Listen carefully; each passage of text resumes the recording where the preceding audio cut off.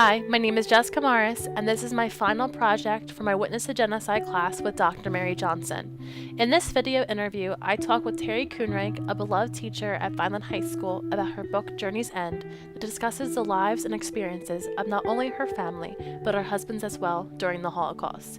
It has been 73 years since the end of World War II and the Holocaust. Therefore, the survivors of this genocide are unfortunately dwindling. We cannot let their stories cease. Memory is crucial, and stories are what make up history. Hi, I'm Terry Kuhnreich. I am the Search for Conscience teacher at Vineland High School. I have dual credit with Stockton. We're huge fans of Stockton.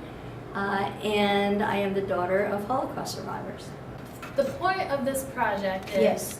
reflecting on your parents and your in-laws, their experiences and how it affects you. Sure.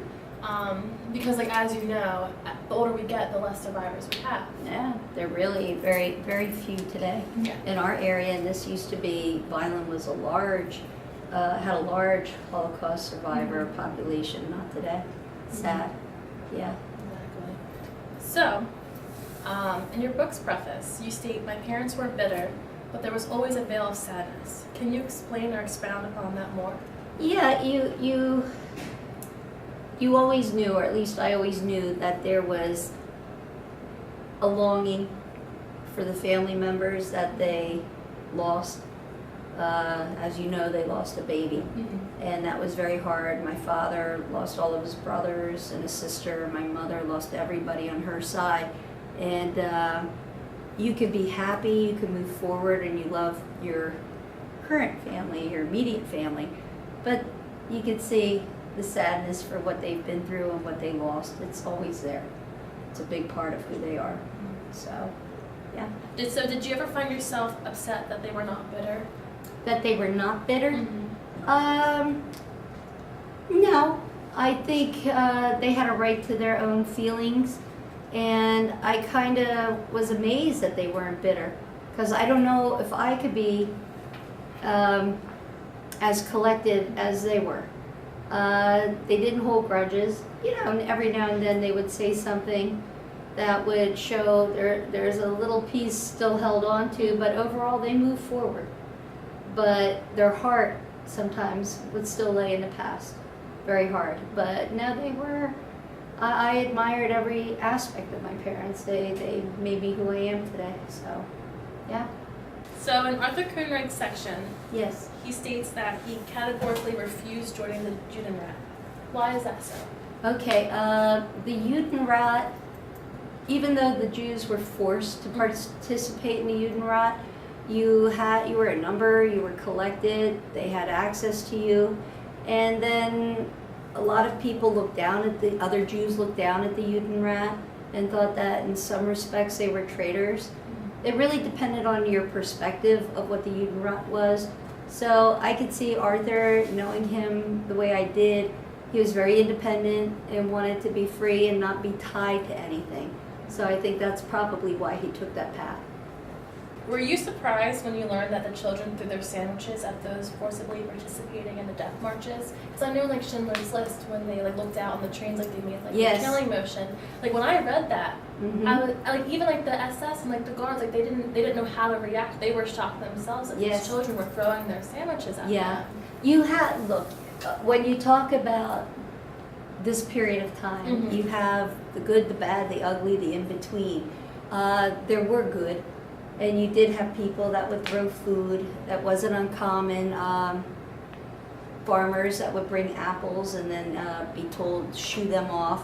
But you did have some acts of decency, just unfortunately not enough to do significant help. But no, that there were pockets of good, not surprised. I expect good. I expect good. I wish there was more good. So yes. So in class, when I had you, you always expressed your opinions regarding the capos. Yes. So now, especially after reading your book, I see why more clearly. After the war, how did your family talk about the capos? It's funny. The only time a capo would come up was there was a gentleman that was living in Vineland. Mm-hmm. And I remember my father felt very uncomfortable around him because he was a capo and he was not known as a nice capo. Mm-hmm. So my father, it's not fair to judge anybody. I'm not in a position, I never was in a position. I think my father was in a position where maybe he had a little bit more clarity regarding people's roles during that period, during the Holocaust. But he did not feel comfortable having me around him. But I think my father at the same time would also justify that nobody knows what they would do. Mm-hmm. You can't ever put yourself in somebody's shoes. You could never say, for example, this is what I would have done, because nobody knows what they would have done. Capos many times were forced. You had some people, although they were capos, would turn bad and would turn ugly. Mm-hmm. So, hard to judge. I'm not the person to judge. Mm-hmm. But a capo does not make me proud. A capo, to talk about a capo is something that I don't feel comfortable with, but I cannot pretend this piece of history did not exist. Mm-hmm. So if you use the film, The Pianist, and you see the director-producer Roman Polanski, the way he portrayed the capo, he gives it every side of the spectrum. He lets you see. But they played a role, and it was a negative role. And you see it throughout every film, and you read about it in every documentary. Can't hide the capo. They did harm, Students, but if you're in the I'm building not in a position to and you're not judge. in any activities, So, you need to that's exit the pretty building much now. where we are. This will be Was it your father or your husband's father that was examined by Megley? My father-in-law, Arthur. Arthur Kuhnreich, incredible, because he was young. He was younger than you guys are now. And when all of this went down, and Dr. Mengele, he passed through the hands of Mengele. In fact, Mengele examined him. Mm-hmm. And he had the foresight, Arthur, when he got caught and he had these marks all over his back from where he was whipped and abused. If he would have said that this is an injury that I got while I was trying to run away or I was beaten by the Nazis, they would have taken him, he would have been killed. Mm-hmm. Instead, he was able to think, and he said, I was born with these marks. And for some unknown reason, Mengele bought it, which is still, it's pretty remarkable to even say that. Mm-hmm. But he did, and because of that, Arthur was allowed to go back to work, and he lived. But yeah, he came in contact with Amon Gert. He saw Schindler from a distance. Yeah. It's an amazing history. To think that people come out of these things is amazing, and how they come out is amazing. So during the genocide, there were people that needed those victimized. Yes. However, during Jacob Teichman's portion, we are met with another horrible realization that people are self-centered and accept things that they shouldn't. Yes. How did your parents process the murder of your brother? Oh. And the man still accepted the sugar and other goods. Your father brought us payment even after getting drunk and telling the That's right. officers that he That's was right. harboring him. Absolutely. The person you were talking about happened to be a Ukrainian farmer, and my father would risk his life coming in and out of the woods, kept my mother hidden, kept her safe, to bring this person whatever he could. He had no money, he had nothing, everything was taken from him.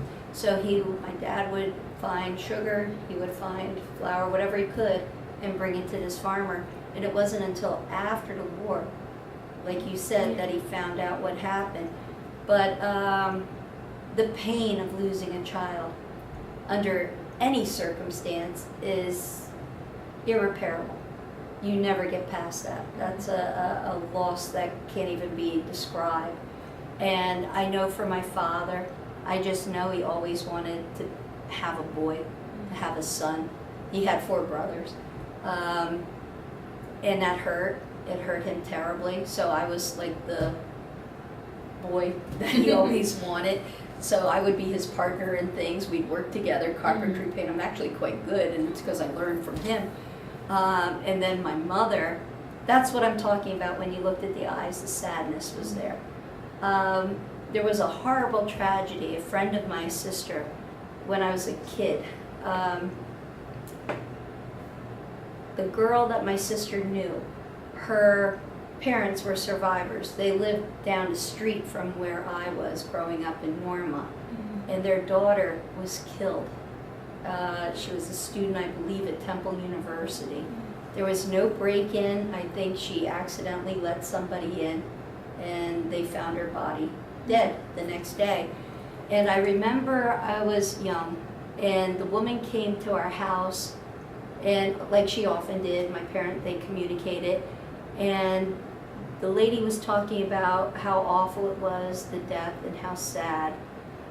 She had her whole future in front of her.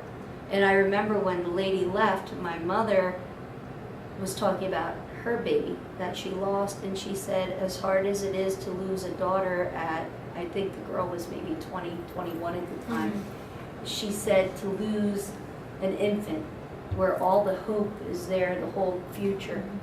And that's when she talked about the baby, but the baby would come up quite often. And for me, it was a story because I had no connection other than I knew it's a horrible situation. This was my brother, but there's such an age gap between he and I, my sister, who was born after the war. But you could always see the pain, the heartache from that loss to lose a child. It was something horrible. Yeah. The next question, what kind of questions should we be asking you at this moment in history? It's a broad question, however, you are instrumental and essential piece of knowledge. Not only do you bear the knowledge of the memories of your parents and your in-laws, but you also have a passion which led you to the career in history education. Well, you know, everybody should look at everything with their eyes open. I don't trust much. I like to dig, find facts. I'm not quick to throw myself into the political world in the sense that I come to judgment quickly. I'd rather wait and see. I think both sides of the spectrum today don't listen to one another, and that's disturbing to me because I teach my students to disagree, but not to be disagreeable. And all you hear is name calling. No one listens to what the other person is saying. God forbid you should have a different opinion than, you see the nonsense on Facebook, well, you're blocked. What do you mean blocked? How are you blocked? Because you have a different point of view. Yeah. I think it's healthy.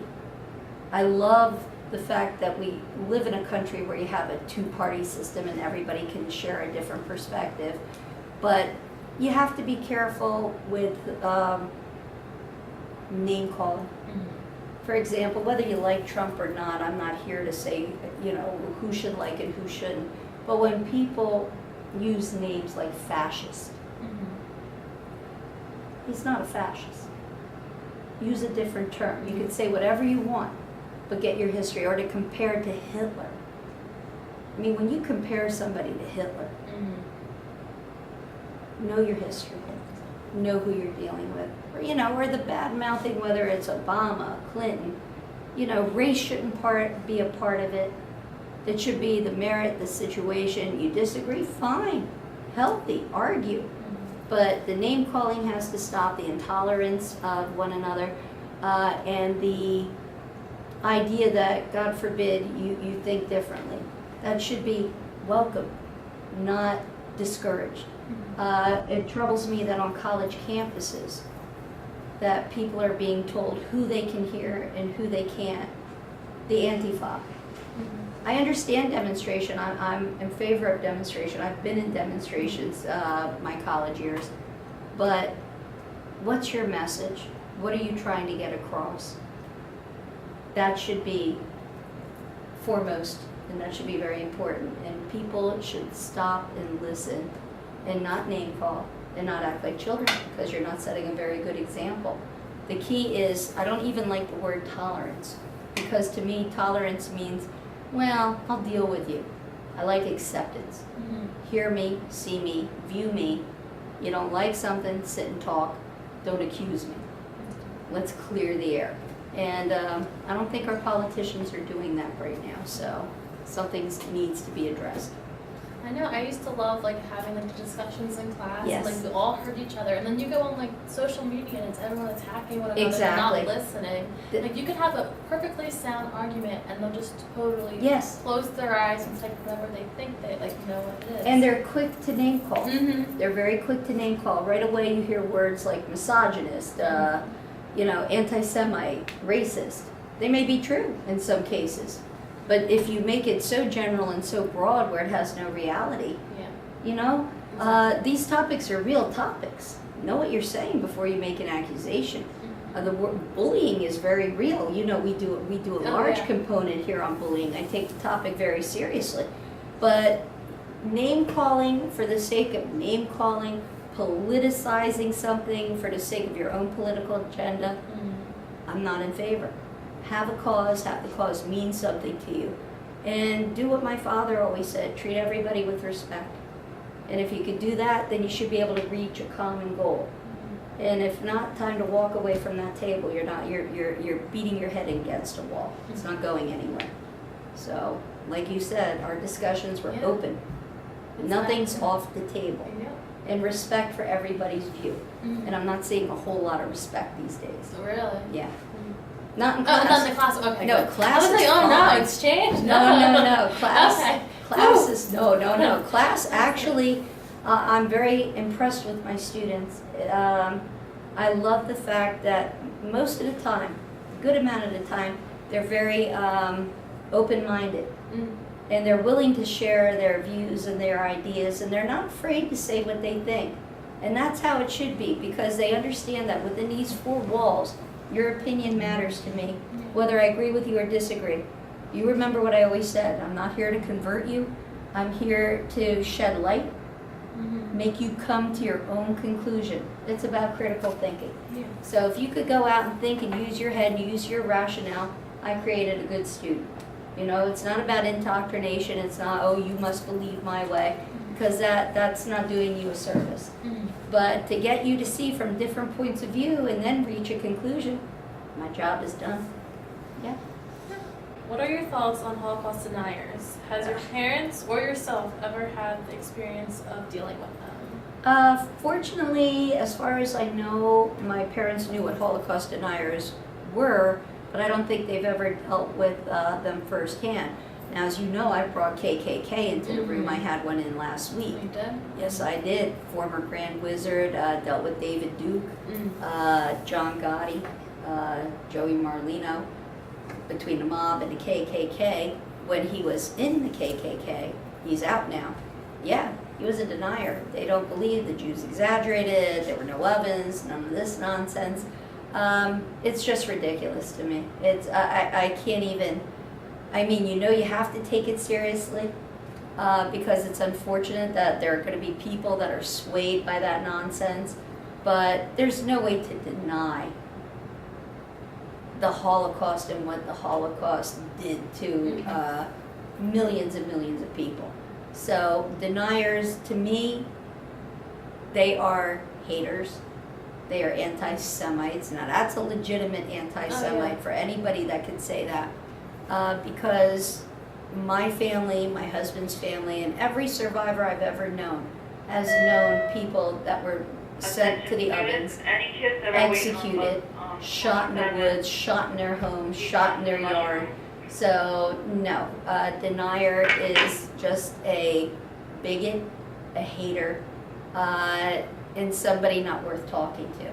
But we have to educate others to know what they are and to expose them for the dirt that they are, because that's what a denier is. That's not an intellectual debate. That's an abuse of a position, especially if you have somebody in higher education that says it doesn't exist. That's somebody that you're wasting your time.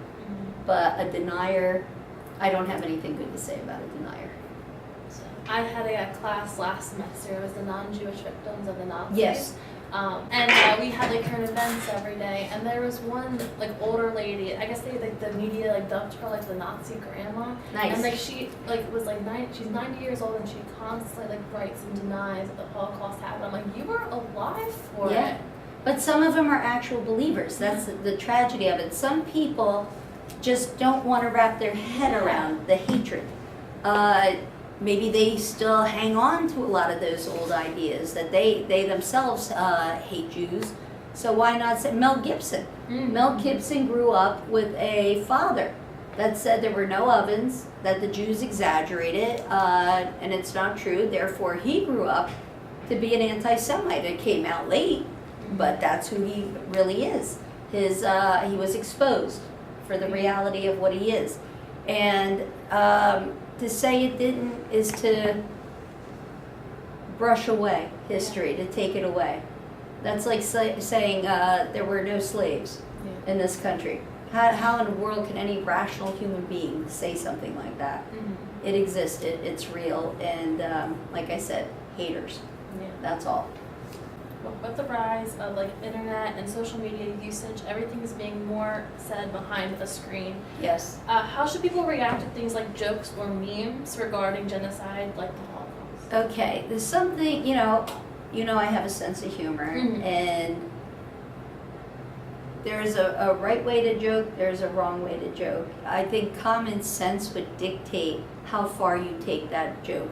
The pizza jokes and the oven jokes, they're really not funny. Mhm. They're tragic, and somebody who can tell that joke obviously is ignorant about the history. That's not funny. It's not funny to make fun of somebody's skin. It's not funny to make fun of somebody's religion, somebody's sexual orientation, on and on and on down the list. It's just inappropriate. So people, if you want to be a decent human being, you check your mouth and your brain at the same time.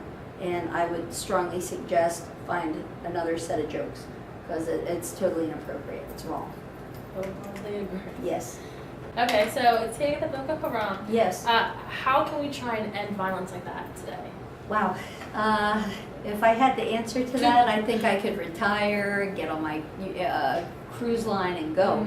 Violence, unfortunately, is always going to be a part of our nature. And groups like Boko Haram are vile, disgusting groups. They target little girls, children, families, in the name of religion, in the name of money, greed. You can't fully stop everyone. So Benjamin Francis' slogan is "Law, not war." Yes. How do you feel about that?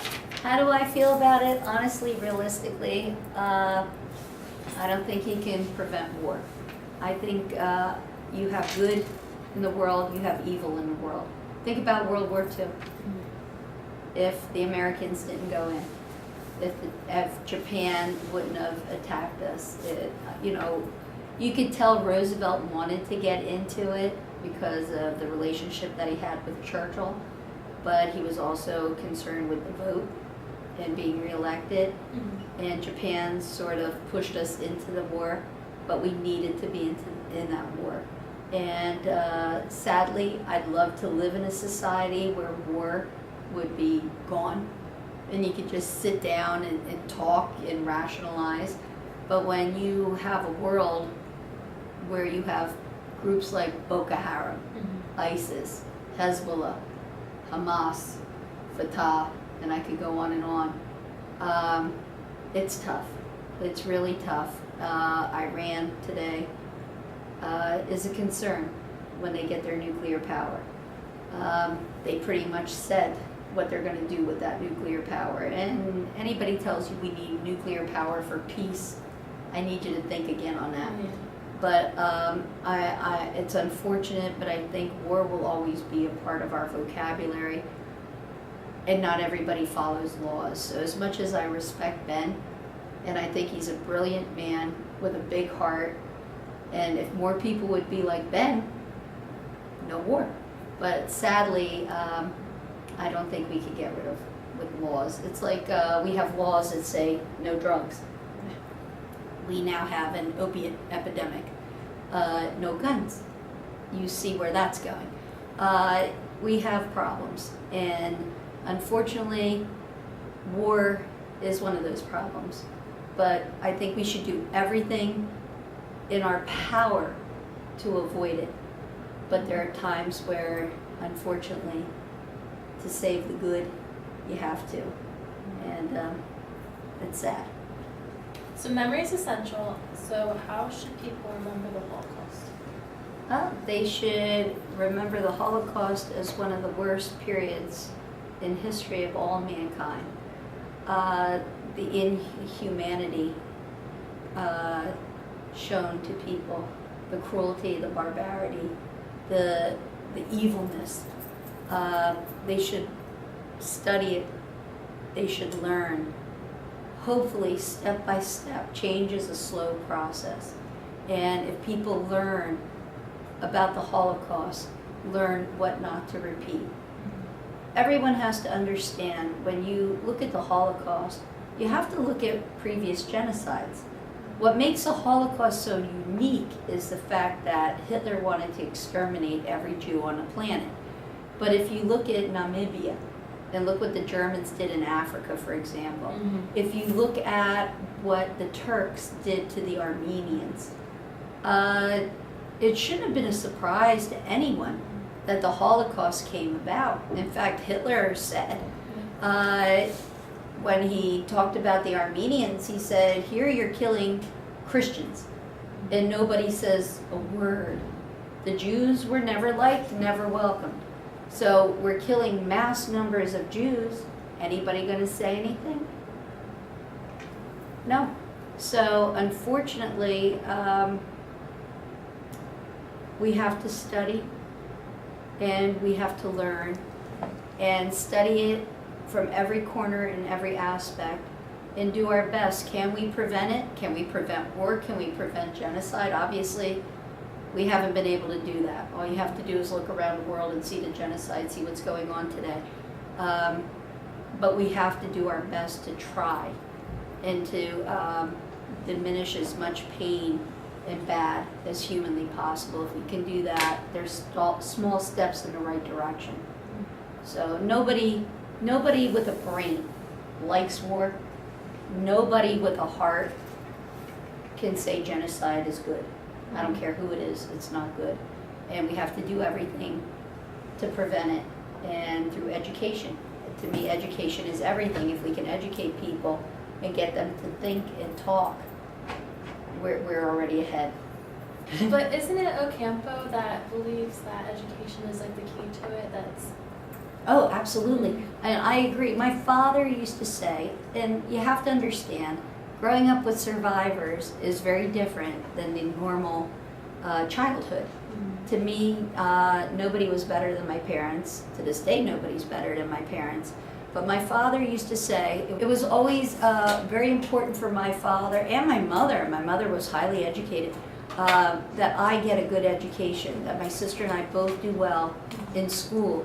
And a big part of it was because my dad would always say, they could take everything from you, but they can't take what you have up here.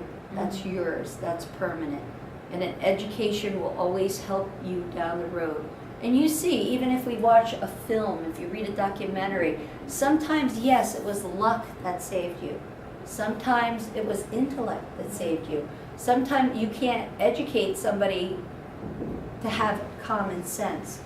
But education, when you teach a lesson and that lesson sinks in, there's nothing more gratifying for a teacher than having a child have that light bulb moment and go, I get it.